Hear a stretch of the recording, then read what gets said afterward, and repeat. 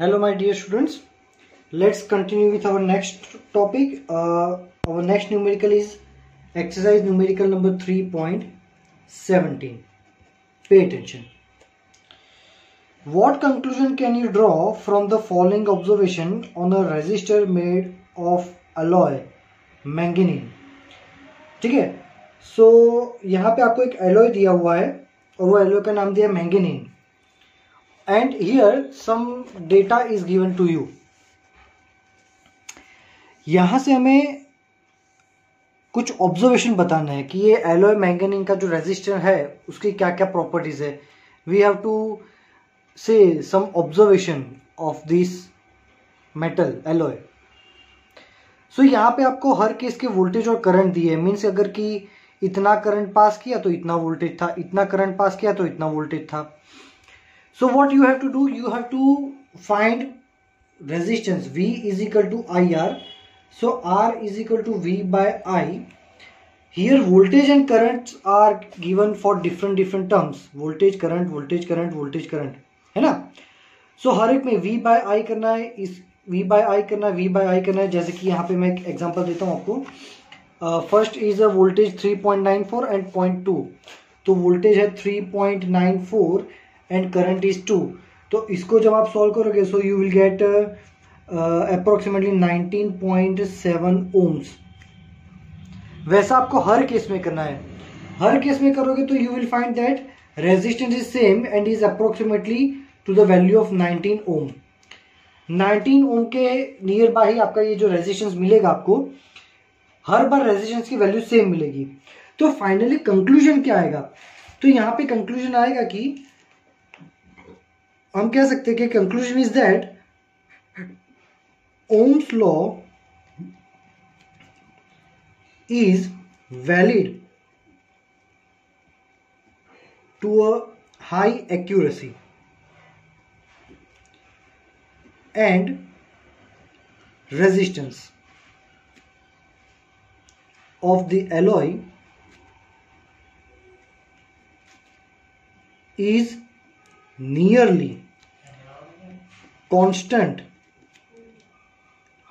at all currents. Means यहाँ पे हर case में जब डिवाइड करोगे तो रेजिस्टेंस की वैल्यू 19 के नियर बाय मिलती है, मतलब सेम ही मिलती है. It indicates Ohm law is valid to a high accuracy. बड़ी एक्यूरेसी से ओम्स लॉ वैलिड है यहाँ पे. And resistance of the alloy is nearly constant at all current. हर करंट पे आपके एलॉय के रेजिस्टेंस की वैल्यू कैसी है? सेम है. ठीक है, चलो now we will move towards next numerical number 3.18.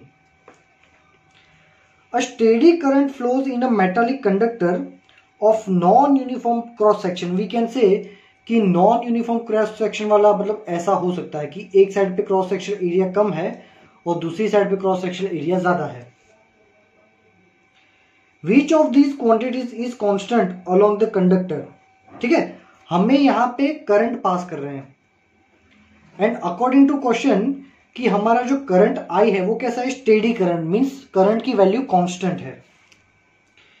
So which of the quantity remains constant? तो पहला दिया है कि करंट, तो ऑब्वियसली कि हमारा करंट तो कांस्टेंट ही रहेगा क्योंकि वो तो क्वेश्चन में दिया है कि वो स्टेडी है, मतलब वो कांस्टेंट है. फिर आएगा करंट डेंसिटी. करंट डेंसिटी होता है J is equal to I by A. अब करंट हमारा कांस्टेंट है बट एरिया कांस्टेंट नहीं, यहाँ पे कम है यहाँ पे ज्यादा है. तो एरिया की वैल्यू चेंज हो रही है तो वी कैन से कि करंट डेंसिटी की वैल्यू भी चेंज होगी. So J is not constant. Electric field, तो इलेक्ट्रिक फील्ड के लिए यहाँ पे फॉर्मूला आता है J is equal to sigma into E. अब J चेंज हो रहा है, J कांस्टेंट नहीं है, तो ऑब्वियसली इलेक्ट्रिक फील्ड भी हमारा कांस्टेंट नहीं होगा. And then final drift velocity. So formula आएगा J is equal to NEVD. अब J ही कांस्टेंट नहीं है तो ऑब्वियसली NEVD भी कांस्टेंट नहीं रहेगा क्योंकि उसके फॉर्मूला में J आता है depends on the J like this. So ये पूरे जो केसेस दिए उसमें सिर्फ करंट ही हमारा कांस्टेंट रहेगा. चलो let's see the part B.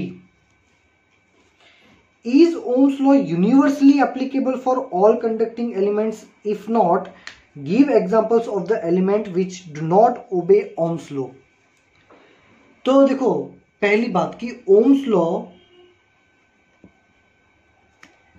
is not universal law. ये हर जगह पे एप्लीकेबल नहीं है, ठीक है. This law is applicable only for resistors. तो किस पे एप्लीकेबल नहीं, sorry not resistor, applicable only for conductors. तो किस पे एप्लीकेबल नहीं है? It is not applicable for semiconductors, जो कि हम डिटेल में फिजिक्स के पार्ट 2 में जो लास्ट चैप्टर है सेमी कंडक्टर्स उसमें पढ़ेंगे. ओके, इसका part C. A low voltage supply from which one needs high current must have a very low internal resistance. Why? A low voltage supply from which one needs high currents. तुम्हारे पास एक battery है, mean supply, but कैसा supply है कि जिसका voltage बहुत कम है, low voltage, ठीक है, जिसमें से one needs high current. Low voltage की बैटरी में से किसी को करंट निकालना है बहुत हाई, तो ये बैटरी का इंटरनल रेजिस्टेंस जो है वो बहुत कम होना चाहिए. ऐसा क्यों? सो वी कैन से कि लो, according to Ohm's law, V is proportional to I and V is equal to IR. V proportional to I, अगर आपकी बैटरी की वोल्टेज भी कम है तो ऑब्वियसली उसमें से करंट भी बहुत कम ही निकलेगा. अब इसमें से मैं कर दूं I is equal to V by R, तो वोल्टेज कम है तो करंट कम होगा ही होगा, लेकिन हमें थोड़ा एकदम कम नहीं करना है, करंट की वैल्यू थोड़ी तो चाहिए. सो हम क्या करेंगे कि अगर मैं रेजिस्टेंस की वैल्यू कम कर दूंगा तो करंट की वैल्यू कैसी हो जाएगी? ज्यादा. तो ज्यादा करंट लेने के लिए हमें रेजिस्टेंस कम चाहिए, इसलिए हम ऐसी बैटरी सिलेक्ट करेंगे जिसका इंटरनल रेजिस्टेंस कम हो. Ready? Because less resistance will give you the high amount of current. D, a high tension supply of से 6 किलोवोल्ट. तुम्हारे पास एक ऐसा वायर है, मीन ऐसा बैटरी है जिसका वोल्टेज है 6 kilovolt, mean 6000 volt. Must have a large internal resistance. ऐसी बैटरी का इंटरनल रेजिस्टेंस बहुत ज्यादा चाहिए. क्यों? अगर बाय मिस्टेक ये जो हमारा सप्लाई है उसमें शॉर्ट सर्किट हो गया, तो पहले ये समझो कि what is short circuit. Short circuit में, in short circuit suddenly high amount of current will flow. ये होता है शॉर्ट सर्किट. जब दो वायर ऐसे मर्ज हो जाते हैं ना तो शॉर्ट सर्किट होता है. शॉर्ट सर्किट में सडनली करंट बहुत हाई फ्लो होने लगता है. अब यहां पे तो वोल्टेज बहुत ज्यादा है. अकॉर्डिंग टू ओम्स लॉ, अगर V प्रोपोर्शनल टू I, अगर वोल्टेज ज्यादा है तो इसका तो करंट भी ऑलरेडी ज्यादा ही होगा, और ऐसे ज्यादा करंट वाले सप्लाई में शॉर्ट सर्किट हो गया तो करंट की अमाउंट और ज्यादा बढ़ जाएगी. तो इतनी ज्यादा करंट बहुत ही डेंजरस होती है. तो उसको बैलेंस करने के लिए, अगर करंट ज्यादा हो गया है, करंट को कम करना है, तो रेजिस्टेंस की वैल्यू कैसे कर देंगे? बढ़ा देंगे, है ना. करंट बढ़ाना था, रेजिस्टेंस कम करो. करंट कम करना है तो रेजिस्टेंस की वैल्यू बढ़ा दो. तो यहाँ पे शॉर्ट सर्किट के टाइम अगर ज्यादा करंट पास होता है तो सेफ्टी पर्पस के लिए इसका इंटरनल रेजिस्टेंस हमें कैसा चाहिए? बहुत ही हाई चाहिए. समझ में आया? चलो तो यहां पे हमारा 3.18 भी कंप्लीट हो रहा है.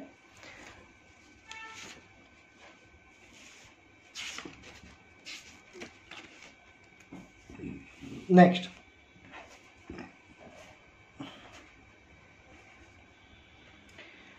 is 3.19.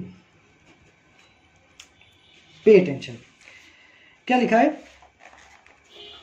alloys of metals usually have greater or less resistivity than that of their constituent metals. Alloys की रेजिस्टिविटी कम होती है compare to the constituent metals. मतलब क्या होती है, ग्रेटर होती है या लेस होती है? तो आंसर आएगा कि उनकी resistivity of alloys of metals have greater resistivity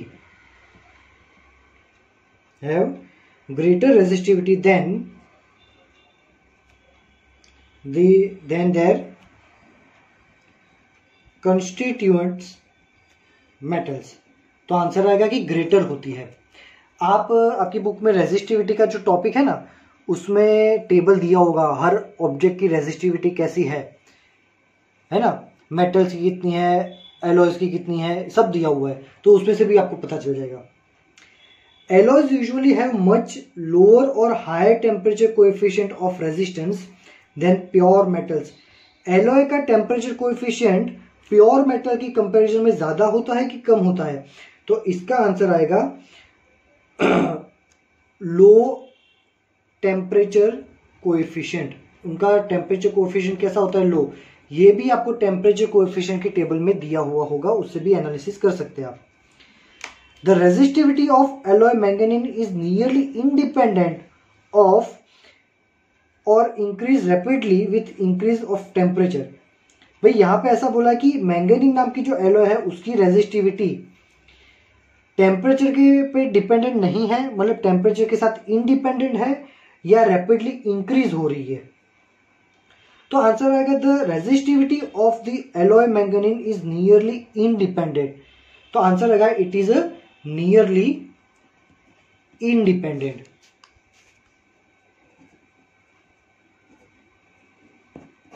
ठीक है, चलो. तो ये कैसे पता चलेगा कि वो नियरली इंडिपेंडेंट है? मैंगनीन जो है, मैंगनीन की रेजिस्टिविटी टेम्परेचर के साथ इंडिपेंडेंट है. तो वो हमें दिया हुआ है पेज नंबर 104 पे. 104 पे ग्राफ दिया है. ये मैंने अच्छे से पढ़ाया था कि टेम्परेचर बढ़ रहा है पर फिर भी रेजिस्टिविटी इंक्रीज नहीं हो रही है. तो ये किसके साथ पॉसिबल हो सकता है? तो manganin and constant have the similar properties. समझ में आया? चलो. नाइक्रोम का भी होता है और यहाँ पे मैंगनीन और कॉन्स्टेंट का भी होता है. ये पैराग्राफ पहला पढ़ लेना, उसमें सब कुछ डिटेल में दिया हुआ है. Ready?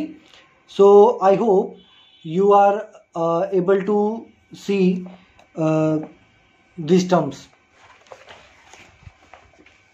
Okay. So next is our question, part number D. The resistivity of a typical insulator, for example amber, is greater than that of a metal by the factor of order. तो answer आएगा 10:22 के order से ज्यादा है. ये भी आपको table से इंफॉर्मेशन मिल जाएगी. 3.20 गिवन एंड रेजिस्टर्स. आपके पास भी एंड रेजिस्टर्स हैं. Each of resistance R. एक रेजिस्टेंस की वैल्यू है आर, और ऐसे आपके पास टोटल कितने रेजिस्टेंस है? N resistors. How will you combine them to get the maximum और दूसरा है minimum effective resistance? So always remember to get maximum resistance. To get maximum resistance, one need to apply series connection of resistors. Second, to get minimum resistance, one need to apply or one need to connect the parallel connection of resistors. अब मान लो कि ऐसे तुमने n जितने resistance series में connect करते हो तो उसका इक्विवेलेंट क्या होगा, सीरीज कनेक्शन में इक्विवेलेंट होगा NR, R plus R plus R plus R, ऐसे बहुत तक करो तो R plus R plus R plus R plus R, answer आएगा NR। रेडी। और इसी को अगर आप पैरेलली कनेक्ट करते हो तो उसका इक्विवेलेंट क्या हो जाएगा, R बाय N, उसका इक्विवेलेंट क्या हो जाएगा, R by N। And this you can also try by using this one, 1 upon R equivalent is equal to 1 by R plus 1 by R plus 1 by R ऐसे n times, तो इसका solution आपको ये मिलेगा। ठीक है, तो ये R इक्विवेलेंट है बट सीरीज के लिए, यह है R इक्विवेलेंट पर पैरेलल के लिए। नाउ उसी में हमें क्वेश्चन क्या दिया हुआ है, what is the ratio of maximum to minimum resistance. ठीक है, ये मैक्सिमम वाला है और ये मिनिमम वाला है, इनका रेशियो क्या होगा। तो मैक्सिमम मतलब equivalent of series by minimum मतलब equivalent of parallel.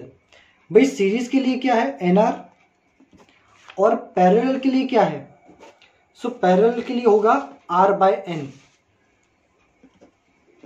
R cancels, N ऊपर, तो ये रेशियो आपको मिल जाएगा N square.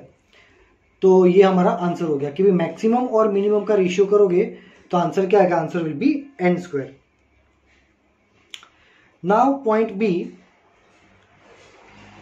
given the resistance of 1 ohm, 2 ohm and 3 ohm, how will we combine them to get an equivalent of these 5 resistance, 4 resistance। चलो आपके पास मतलब 3 resistance है, एक है 1 ohm, एक है 2 ohm and another is 3 ohm। इसको कैसे कनेक्ट करोगे, तो आपको पहले मिलेगा 11 बाय 3 ohm। चलो स्टेप बाय स्टेप सारे देख लेते हैं। भाई 11 बाय 3 के लिए हमें क्या करना है, सो यहाँ पे आपको ट्राई एंड एरर मेथड करनी है। मैं आपको यहाँ पे डायरेक्ट आंसर दे देता हूँ कि मान लो कि भाई 3 ऐसा है और उसके साथ 2 पैरेलल में हमने कनेक्ट किए हैं, ये 3 ohm है, ये 1 ohm है और ये 2 ohm है। तो इसको जब सॉल्व करोगे तो ये आपके पैरेलल में है, तो पैरेलल का क्या होगा, 2 इंटू 1 बाई 2 प्लस 1, तो 2 इंटू 1 2 एंड 2 प्लस 1 3, तो इसका रेजिस्टेंस हो जाएगा इक्विवेलेंट, ये दोनों पैरेलल का 2 बाई 3 और 2 बाई 3 और 3 सीरीज में हो जाएंगे, तो 2 बाई 3 प्लस 3, रेडी, तो 3 3 जा 9 और 2 11, तो 11 बाई 3 ओम हो जाएगा। सो ये सर्किट है 11 बाई 3 का। तो मुझे कैसे पता चलेगा कि यही 11 बाई 3 का सर्किट है, so in that case you have to make try and error method. अगर सभी 3 टाइप के रेजिस्टेंस है, पहले क्या करने का, सभी को सीरीज में करने का। सीरीज में करोगे तो क्या मिलेगा, 3 और 2 5 और 1 6, तो आपको देखो 6 ओम फाइंड करने के लिए बोला है, तो हाँ यहाँ पे देखो थर्ड नंबर का 6 है, तो ऐसे ही सॉल्व हो गया। तीसरा जो रेजिस्टेंस फाइंड करना है वो 6 ओम है, मतलब तीनों को सीरीज में कनेक्ट करोगे तो 6 मिलेगा। वैसे ही आपको देखना है कि तीनों को पैरेलल में कनेक्ट करोगे तो क्या होगा, भाई तीनों को पैरेलल कनेक्ट करोगे तो आंसर आएगा 6 बाई 11। तो देखो आपको 6 बाई 11 फाइंड करना है क्या, तो ये 6 बाई 11 भी फाइंड करना है। तो पहले सीरीज और पैरेलल कनेक्ट कर देने के, मान लो ऐसा है कि सीरीज में और पैरेलल में कनेक्ट करने के बाद भी नहीं आ रहा, जैसे कि ये, तो आपको ट्राई एंड एरर करना है।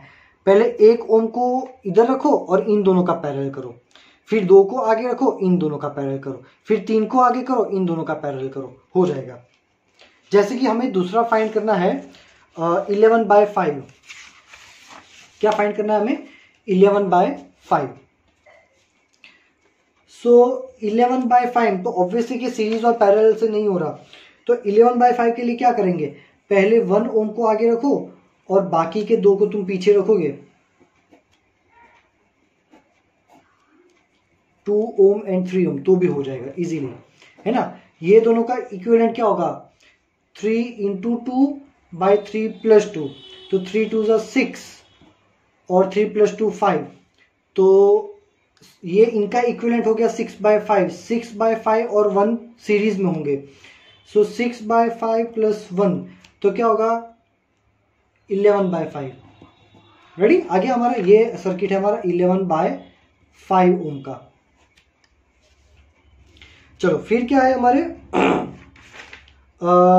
6 ओम एंड 6/11 ओम, तो हो जाएगा 6 ओम तो सभी को सीरीज में करोगे, 1 ओम 2 ओम एंड 3 ओम, तो इनका इक्विवेलेंट हो जाएगा 6 ओम। और डी में हमें चाहिए 6/11, तो 6/11 भी हो जाएगा अगर तीनों रेजिस्टेंस को हम पैरेलल में कनेक्ट करते हैं।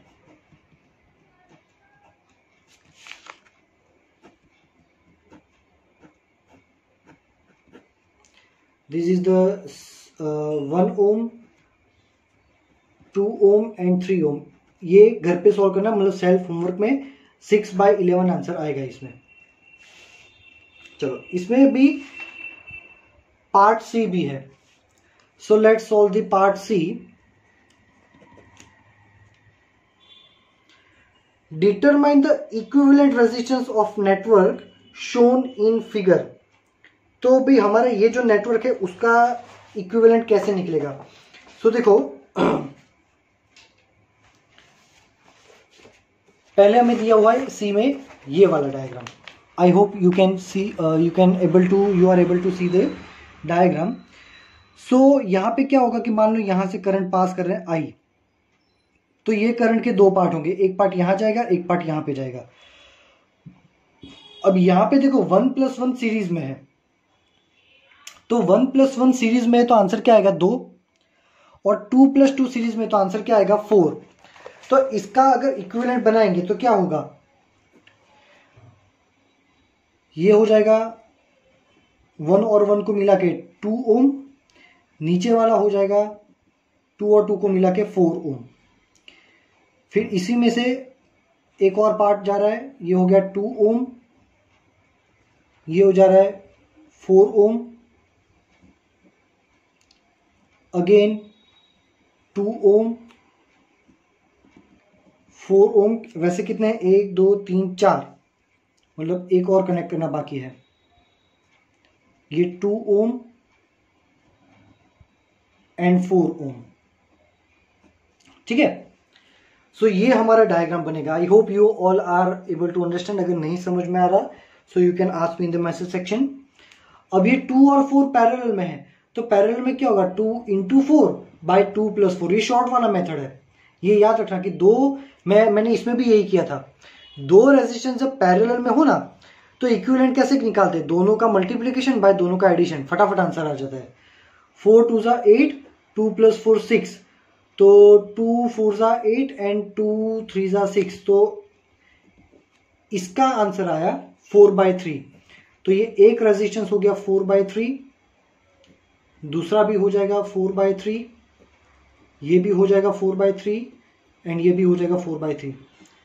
तो इनका सीरीज कनेक्शन क्या हो जाएगा, तो फाइनल हमारा हो जाएगा 4 टाइम्स ऑफ 4/3, ऐसे 4 है ना इसलिए। So R equivalent will be give you 16/3 ohms, ठीक है।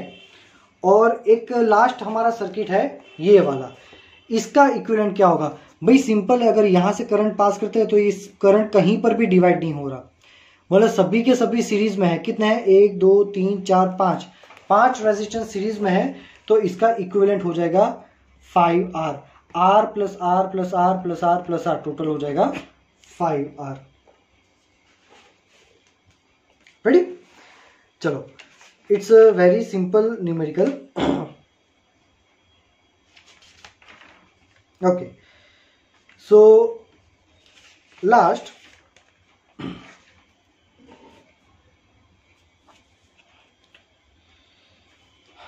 let's solve the question number 21। यहां पे क्या है, आपको ऐसा एक नेटवर्क दिया हुआ है,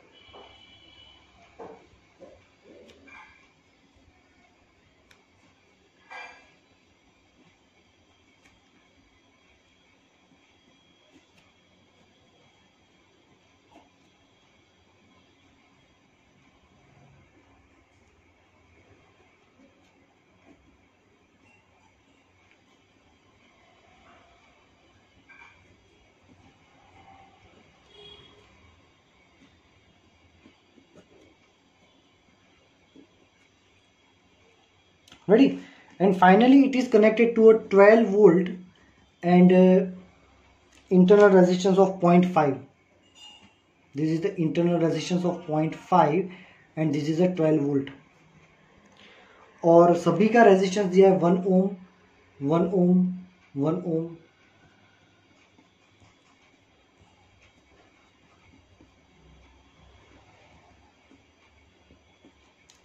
रेडी, चलो। Determine the current drawn from a 12 volt supply with an internal resistance 0.5 ohm by the infinite network shown in the figure. Each is having the value of 1 ohm resistance. ये battery में से total कितना current निकलेगा ये हमें find करना है। अब देखो कि इसमें है क्या,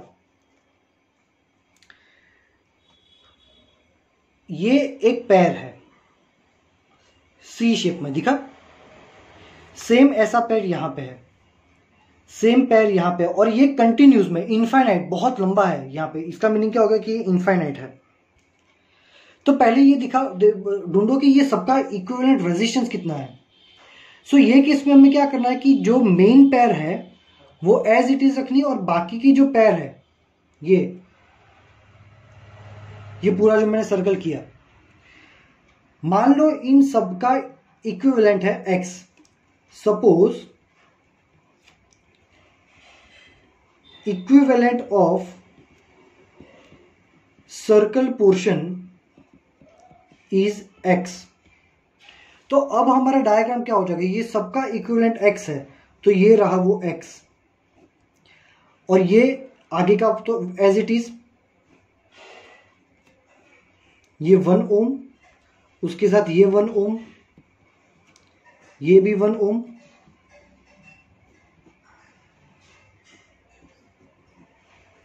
ये 0.5 ओम का इंटरनल रेजिस्टेंस, और ये 12 वोल्ट। रेडी, ये हमारा डायग्राम बना। अब इसका इक्विवेलेंट क्या होगा।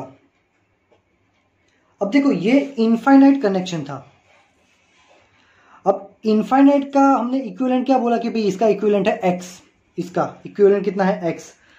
अब ये इनफाइनाइट में अगर एक पैर में सेम वैसी ऐड कर दूंगा तो भी इनफाइनाइट को कोई फर्क नहीं पड़ेगा। Your infinite will be the same.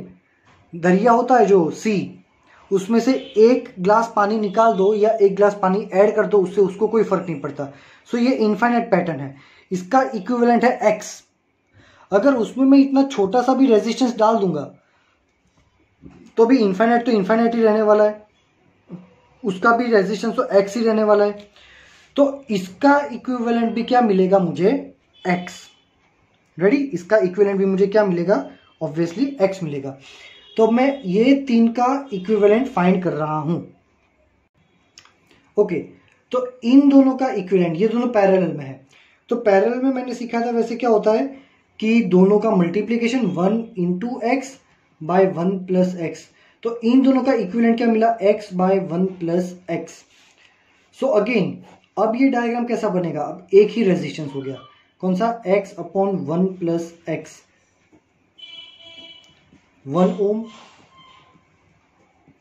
1 ohm 12 volt supply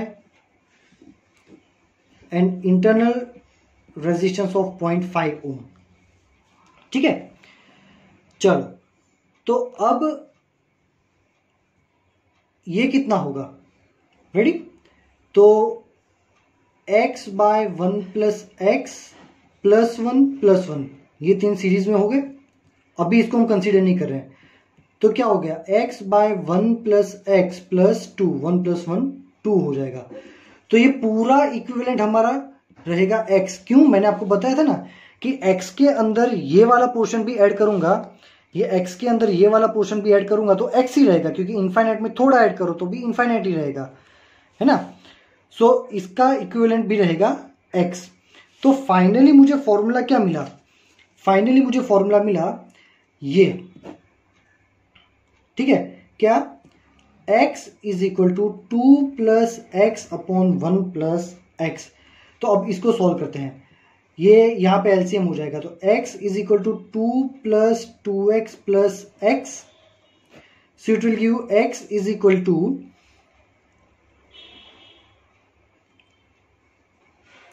ये यहाँ पे मल्टीप्लाई किया 2 + 2x + x डिवाइड बाय रहेगा 1 + x। चलो अब 1 + x को यहाँ पे मल्टीप्लाई करो तो क्या हो जाएगा, x + x² = 2 + 3x। तो x², 3 को तुम लेफ्ट में ले जाओ तो -3 हो जाएगा प्लस x, तो -2x - 2 = 0। अब इसका हम फैक्टर्स निकालेंगे। कौन सा, आपको मेथड पता हो तो, कि फैक्टर्स होंगे x = प्लस और -b प्लस और माइनस √b² - 4ac/2a। ये फॉर्मूला से इसके फैक्टर्स निकालो तो क्या होगा, x = -b।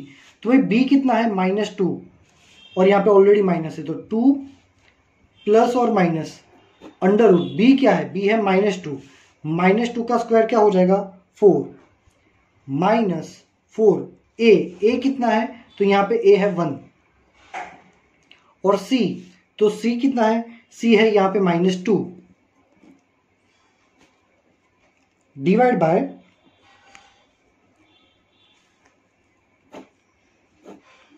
ऐसे होगा, divide by 2a। So 2 as it is, और a की वैल्यू क्या है 1, a की वैल्यू है 1। तो x = यहां पे आपको मिलेगा, इसको पूरा सॉल्व करोगे तो 2 प्लस और माइनस √, तो ये हो जाएगा 4 × 2 = 8, है ना, और ये माइनस है तो माइनस माइनस प्लस हो जाएगा, तो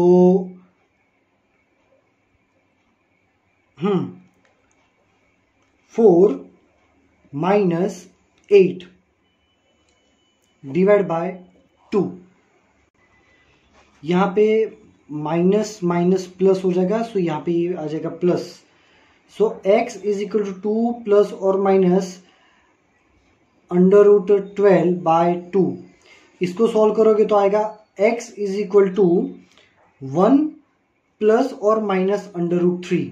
ये आपका आंसर आएगा, ठीक है। इसको डिटेल में सॉल्व करोगे तो क्या आएगा, 1 प्लस और माइनस √3। नहीं समझ में आया तो मुझे बताना, ठीक है। तो x की हमें दो वैल्यू मिली, एक 1 प्लस √3 और दूसरी मिलेगी 1 माइनस √3।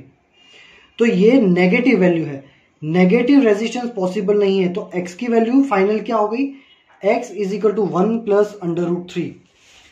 तो हमारा यहां तक का पूरा रेजिस्टेंस x, ये वाला कितना मिला, 1 प्लस √3। क्या मिला, 1 प्लस √3।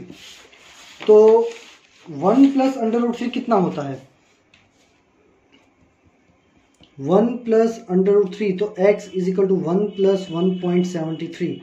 सो x = 2.73 ohms, ठीक है। तो अब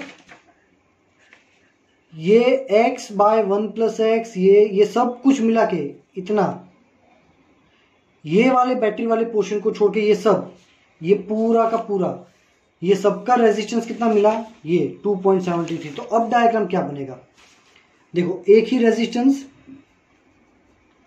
2.73 ohm with a battery of 12 volt and internal resistance 0.5 ohms, ठीक है। ये सबकी जगह 2.73 और ये एज इट इज, ये रहा। तो अब बैटरी में से कितना करंट पास होगा, V = IR। 12 volt battery is given, current find करना है, total resistance 2.73 plus 0.5। So 12 = I into 3.23, इन दोनों को ऐड करोगे तो 3.23 हो जाएगा। I = 12/3.23। So I is given by 3.71 ampere. तो ये जो सर्किट है उसमें से पूरा इतना करंट पास होगा, इसमें से कितना, 3.71 एम्पियर।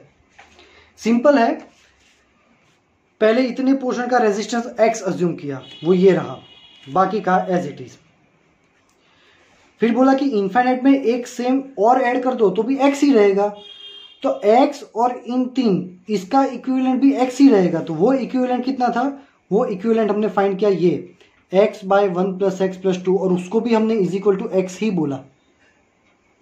यहां से फिर हमें बस सॉल्व करना है under root b square minus 4ac by 2a करके। Ready? So if you are having any doubt in this numerical or any numerical you can ask me in the message section। बाकी के 2-3 ही numericals बचे हैं, वो अब मैं इसकी pics में आज भेज दूंगा आपको। नेक्स्ट लेक्चर से हम स्टार्ट करेंगे सीधा चैप्टर नंबर 4। ठीक है? Thank you very much my dear students.